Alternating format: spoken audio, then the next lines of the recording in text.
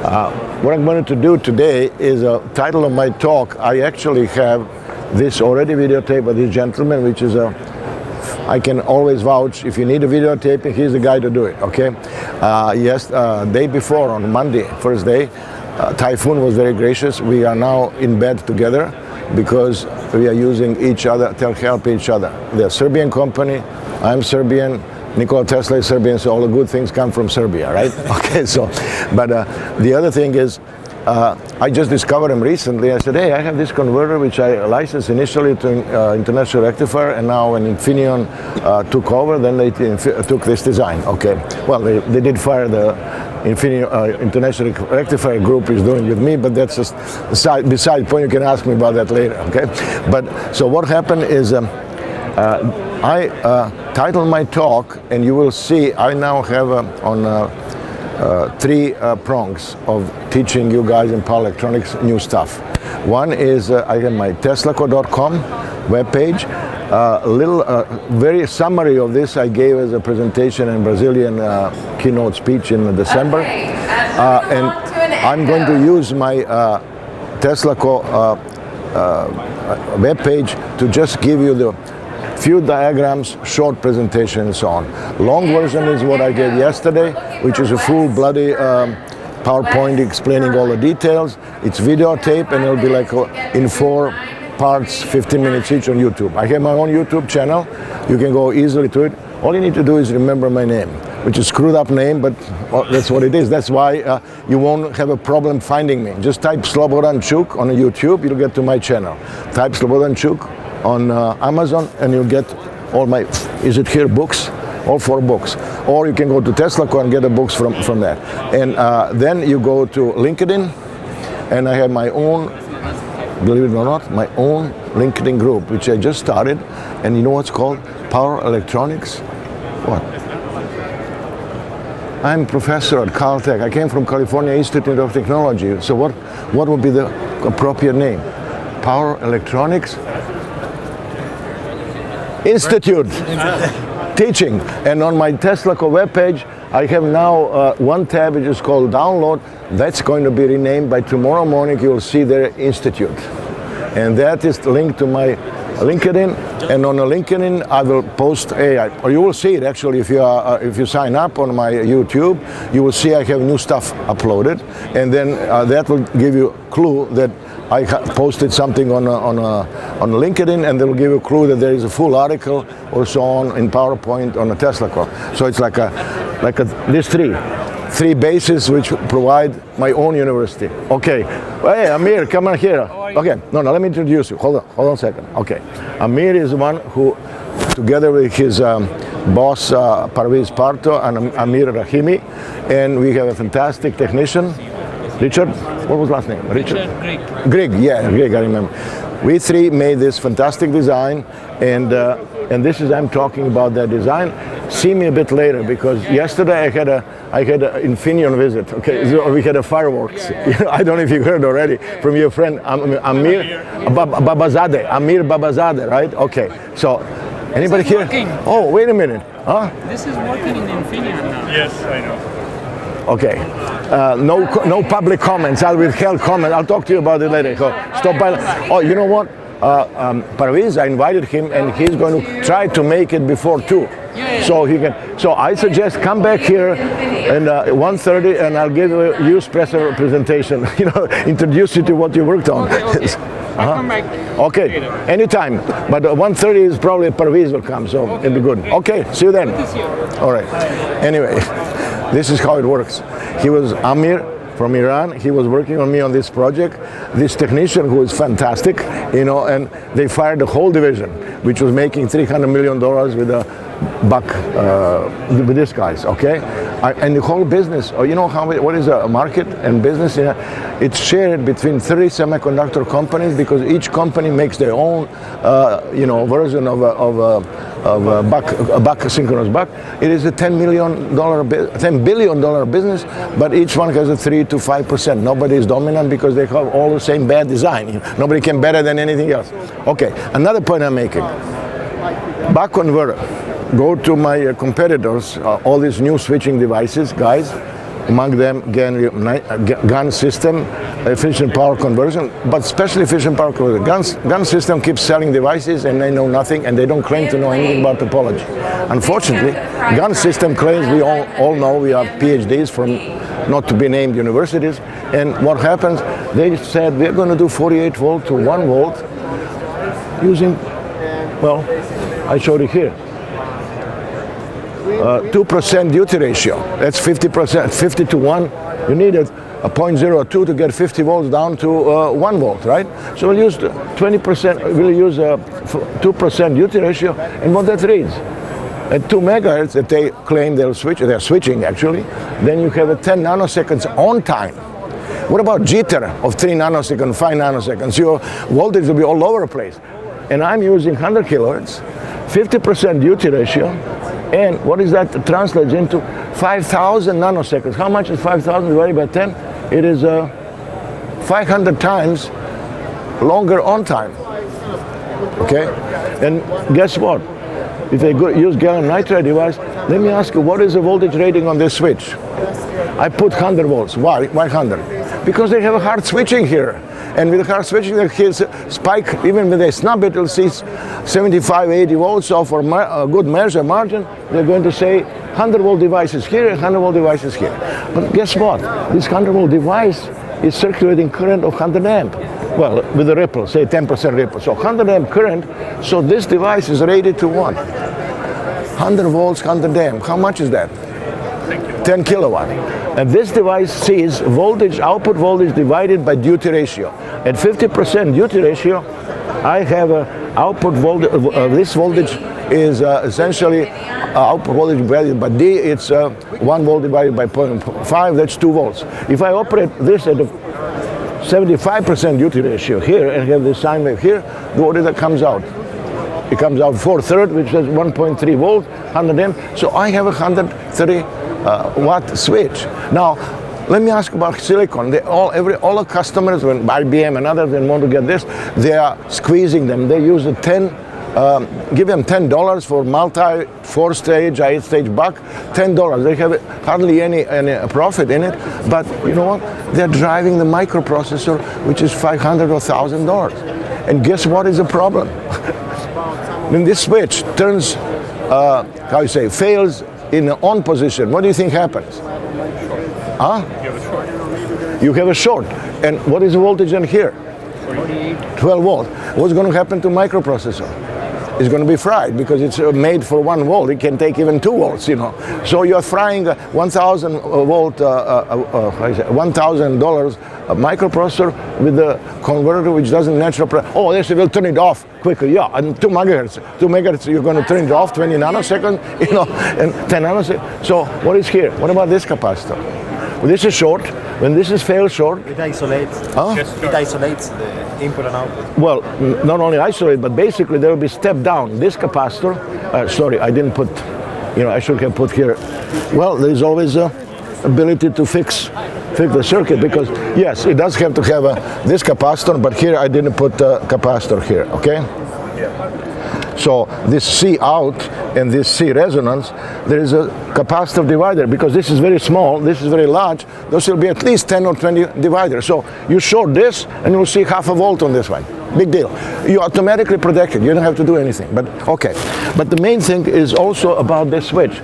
Not only it is bad that it's a 10 kilowatt, but it is a bad because it is diode inductor, if it is 10% or so on, it is actually turning on into 100 amps, say 95 amps or whatever, and turning off at 100 amps. Both things are catastrophic, both things are bad, and if you have any parasitics in this here, it plays havoc, especially if it is doing a 2 megahertz rather than 100 kilohertz. You know what I'm saying, parasitic? If I have parasitic here, what does it do? Nothing.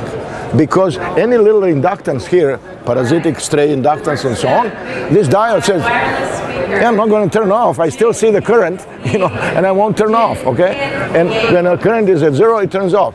And when I say for this diode, it has yes, it is 100 amps, so this may be 150 amp peak current. Average will be 100 amp. But the point is, when you have this, where does it turn on?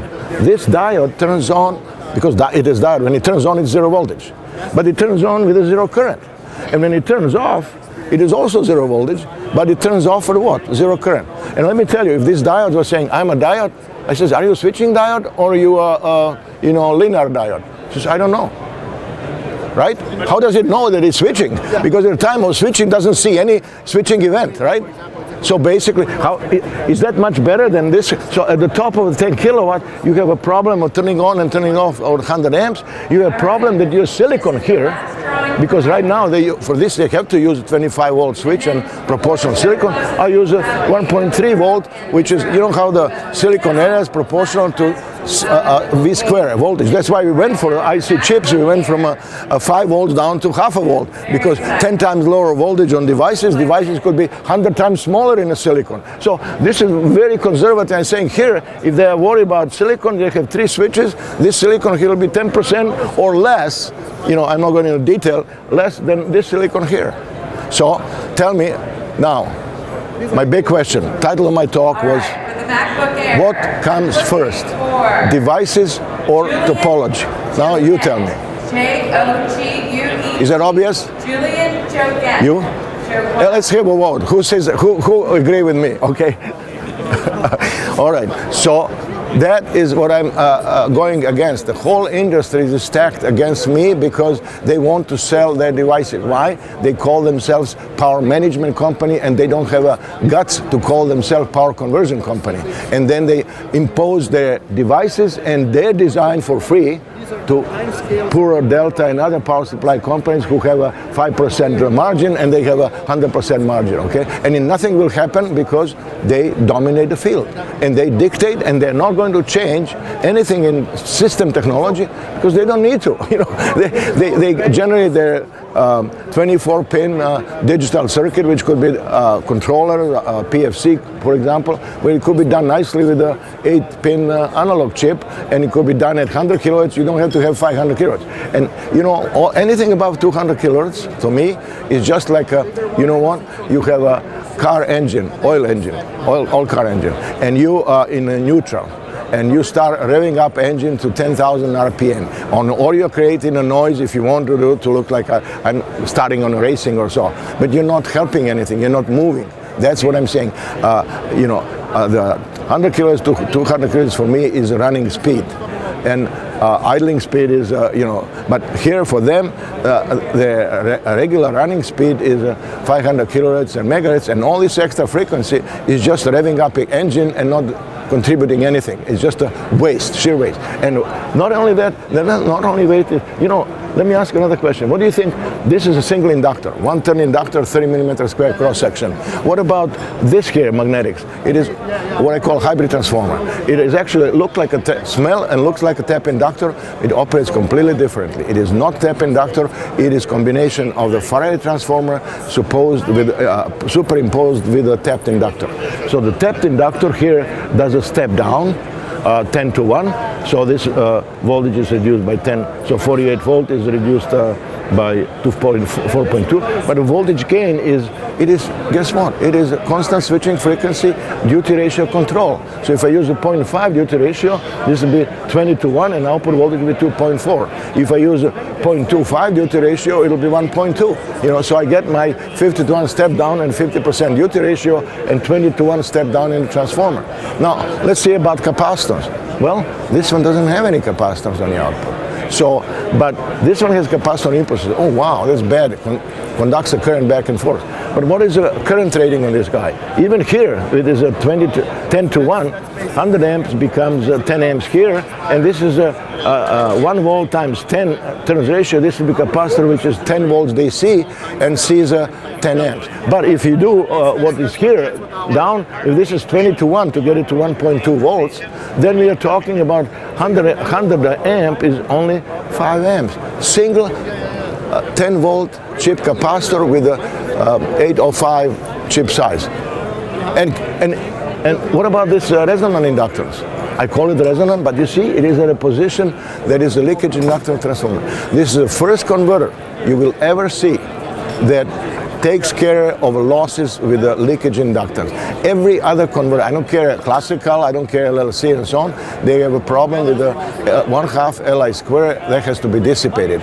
And if the higher the frequency, the more dissipation you see, okay? And less efficient. Here, the nice part is, and everybody else in a classical thing, when they want to convert it to resonant and so on, they say, oh, leakage inductance is very little, and we need 5 times more or 10 times more leakage inductance for resonance. They'll build it as a separate resonant inductor. And then some smart people came up and said, no, we're not going to build separate resonant inductor. It's too expensive. So we're going to make a lousy transformer. So we'll put a primary on one leg of U core and secondary on the other. Here it is. Now we have 30% leakage. You know what? I tell them this is even more nonsense, because a T model of a transformer only works if you have a leakage 5% or less, or 2%. Then you can use it as a lump circuit model. If you have a leakage 30 or 50%, for one thing it's bad for a transformer because it's all storage.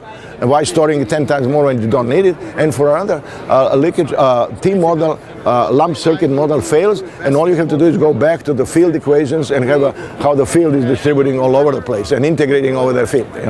So the good news is that this resonant inductor, that's another thing. If in terms of scaling, if I want to put a lot of power, I just want to do opposite on this transformer. I said, no.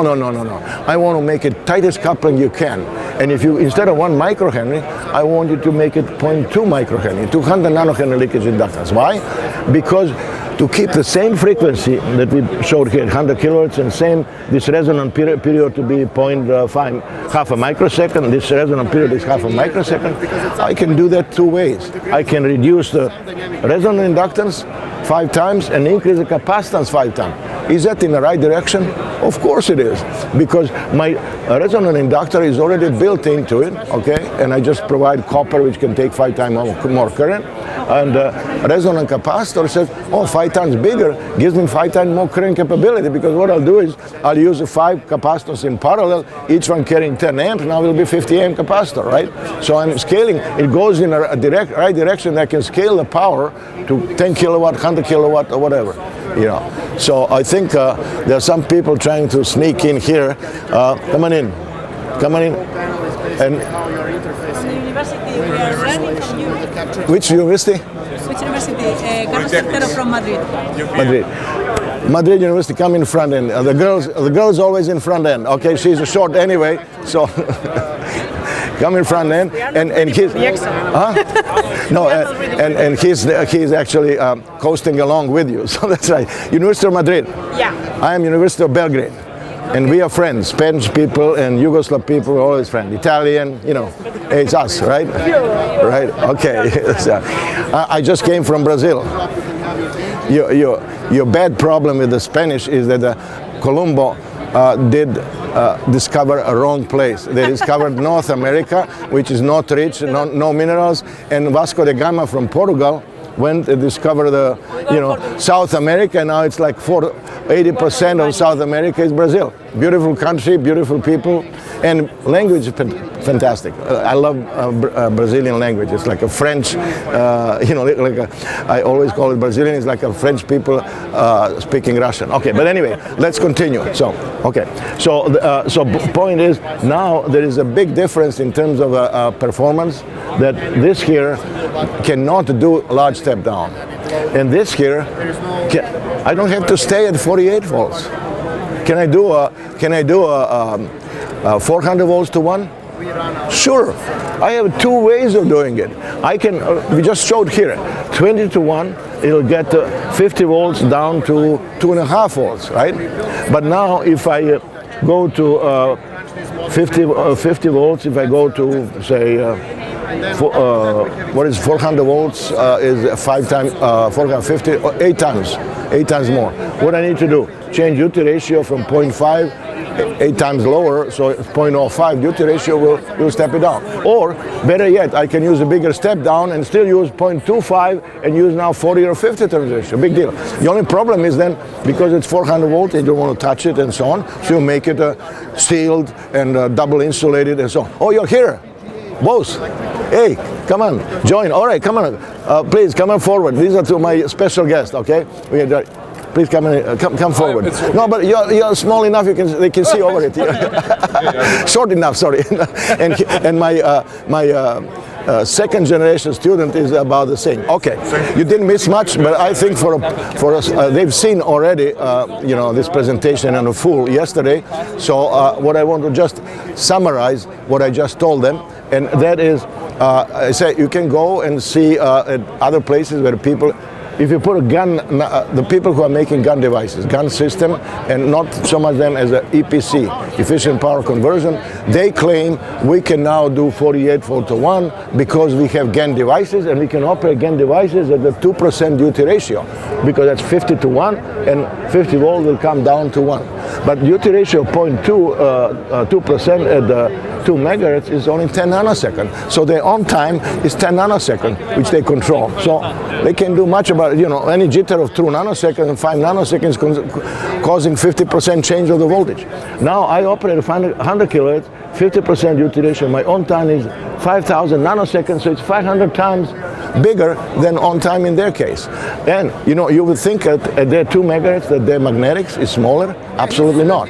Because what it is, they have to derate flux. They cannot use 200 millitesla or 300 millitesla, whereas in my design, at 100 kilohertz, I can use 200 millitesla plus, 200 minus, 400 millitesla peak to peak, and then get the design made. And if I operate at 50% duty ratio compared to this one, my flux is 2 times smaller than in a buck. So if I operate 50% duty ratio, this magnetics at 100 kilohertz will be 2 times smaller in cross section and size than this simple 1-turn inductor. Now, if I push this further to 3/4 duty ratio, then my magnetics here will be 4 times smaller in size and cross section than this single inductor. Okay, so that's and then we talk about step load change.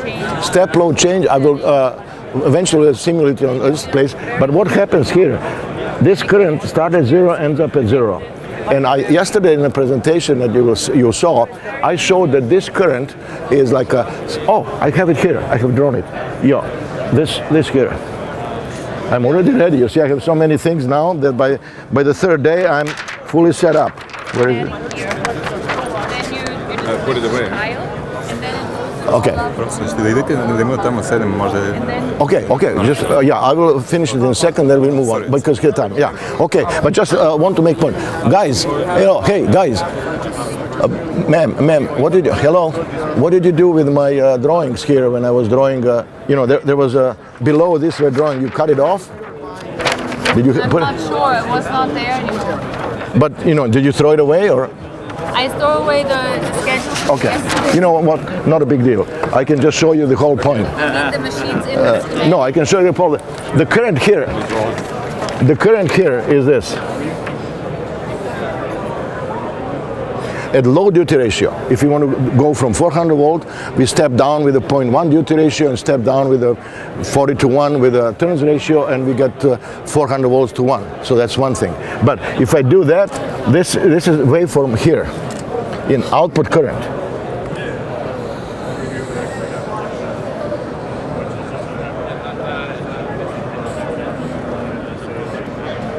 And then it repeats from here. Let me tell you, doesn't this look to you, and when you look at it closer, that this here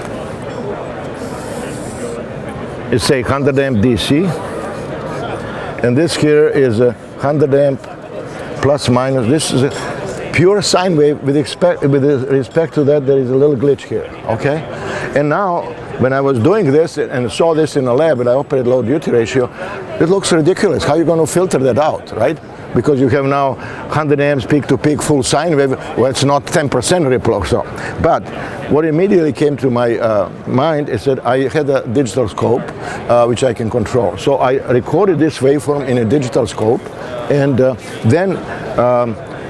then I repeated the same experiment, but on the digital scope I can change the timing. So I pushed the timing, delayed it, and next one delayed it by half a period. So when I delayed half a period, what you're going to get? Sine wave out of phase. Here Tesla comes back, not quite, because for Tesla you need a 3-phase currents to add up to 0. Here you have 2-phase currents, 180 degrees out of phase. What do they add up? To 0. So if I make a module, we just have 2 converters, and they are identical. Number 1 and number 2, and I connect them in the output, okay? And in fact, I say number identical, which they will have to have just a sync pin.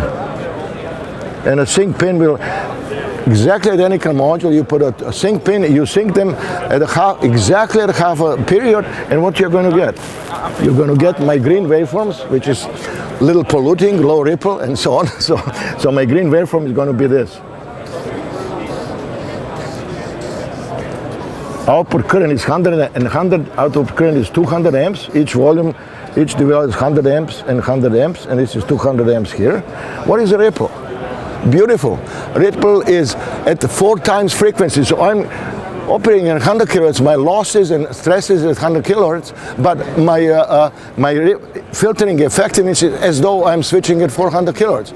How bad is that, right? I mean, get for free 4 times. Not only that, my ripple is also reduced down to 10%. So now I have a 10% ripple operating at a 4 times higher frequency. How much capacitance you need? Almost 0, you know? At least 50 times less than they would use on a single buck.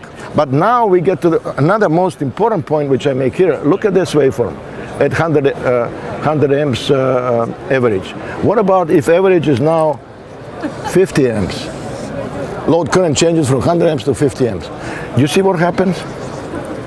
The waveform of this will be basically sine wave, which is just having 50 amps peak to peak. What happens is that the DC load current is actually next cycle. If next cycle jumps from 100 amps to, or let's do opposite, if it jumps from 50 amps to 100 amps, higher demand, the resonant current changes immediately from that point to this point. Why? Because this ground point is dictated by this here diode. Diode says I cannot go negative. And that fixes the output to all of these different sine wave waveforms. Are basically average is DC, that's a load current, and by shifting it I cancel the ripple, but each of these individual ones starts at 0, goes to peak, and if you have a sudden change of current from double or triple from 50 amps to 100 amps, next cycle, immediately next cycle is delivering what it needs to. There is no transient. Transient is perfect, and at 100 kilohertz, because there are 2 converters together, I'm guaranteed to have a transient finished in half a switching period, 5 microseconds, 10 microseconds, in 5 microseconds. But that's the worst case, because it depends when you hit it, it may end up at a 1 microsecond or less. And you don't need 4 or 8 stages to do transient, to do and magnetics and so on. Imagine.